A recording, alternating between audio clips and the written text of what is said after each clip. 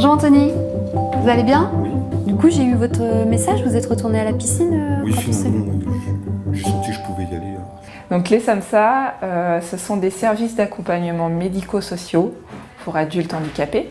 Notre SAMSA accompagne des personnes autistes orientées par la MDPH.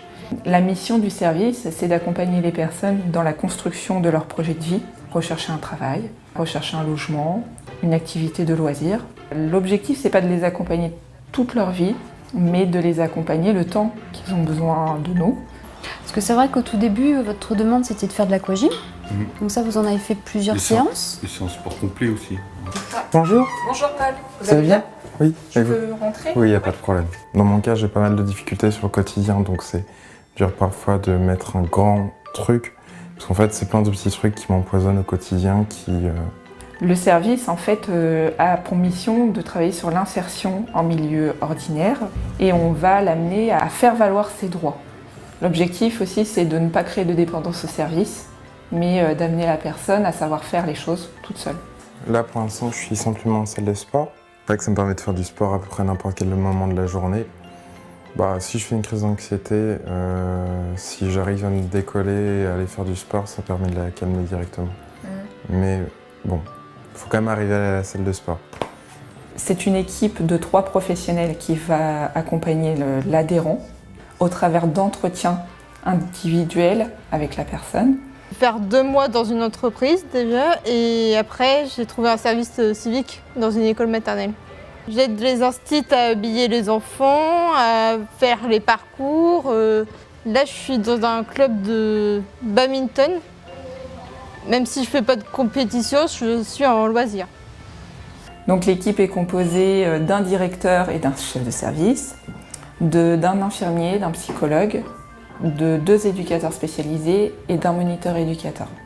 Le service est ouvert de 9h à 19h, mais on peut intervenir s'il y a besoin avant 9h ou après 19h en fonction des besoins des adhérents. Et c'est pas que je sais pas faire les choses, je sais très bien les faire, mais j'ai toujours des niveaux d'anxiété très élevés en fait, surtout.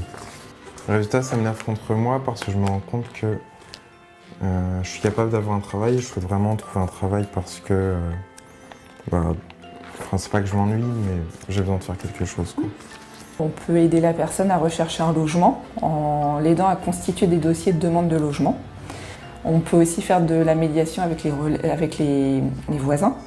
Par exemple, dans les loisirs, on peut accompagner la personne dans un club pour l'aider à découvrir l'activité ou alors aussi pour expliquer aux encadrants les difficultés que la personne peut rencontrer. Mon père avait trouvé un club d'athlétisme mais qui n'était pas adapté. J'ai gagné 3 médailles de bronze, 3 médailles d'argent et 4 médailles d'or et de coupe. Maintenant, je me suis inscrit à 3 clubs de sport. J'ai fait tir à l'arc, athlétisme et aviron.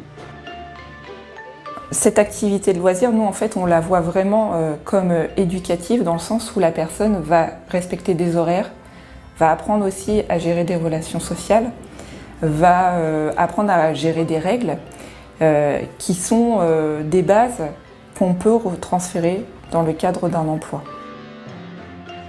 Le sport a un impact extrêmement positif sur le quotidien dans le sens où ça oblige, en tout cas ça rythme la personne dans son organisation. Ça peut l'obliger à sortir de son domicile, ce qui parfois est vraiment difficile. Ça crée des liens avec les autres adhérents. C'est un temps de parole aussi qui peut être intéressant pour la personne.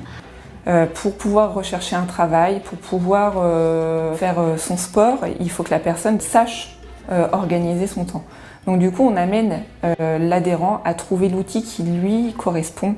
Donc par exemple, là j'ai mis du 1er juin au 15 juin. Et ensuite au dos, j'essaie de noter les objectifs plus jour le jour. Donc on prévoit un autre rendez-vous, Anthony ? Oui. Ok. Si vous voulez. Par exemple, trouver du travail, ok, sauf que quand on est dans la capacité, ou en tout cas très en difficulté, par exemple d'utiliser simplement un téléphone, ou d'être dans un groupe avec d'autres personnes, ça peut être compliqué. À parler au téléphone, par exemple. Très bon exemple. Maintenant, vous êtes plutôt à l'aise. Oui. Vous prenez vos rendez-vous toute seule. Oui. On a pris pour aller aux achats et pour le permis de conduire aussi. On a par exemple l'appartement d'essai et d'expérimentation. C'est un appartement qui va être aussi utilisable sur une durée qui sera déterminée par un contrat pour voir au niveau de l'autonomie qu'est-ce qui est acquis. Ce que je vais chercher au SAMSA, c'est vivre en autonomie seule chez moi, dans un appartement. Le SAMSA est financé par l'ARS de Normandie et le conseil départemental de Seine-Maritime. Donc en fait, effectivement, la structure, le SAMSA Les Caracs, officie plus au niveau du territoire du Havre et les alentours. Il y a l'équivalence de services sur Rouen qui va jusqu'à Dieppe au sein de la structure de l'IDEFI.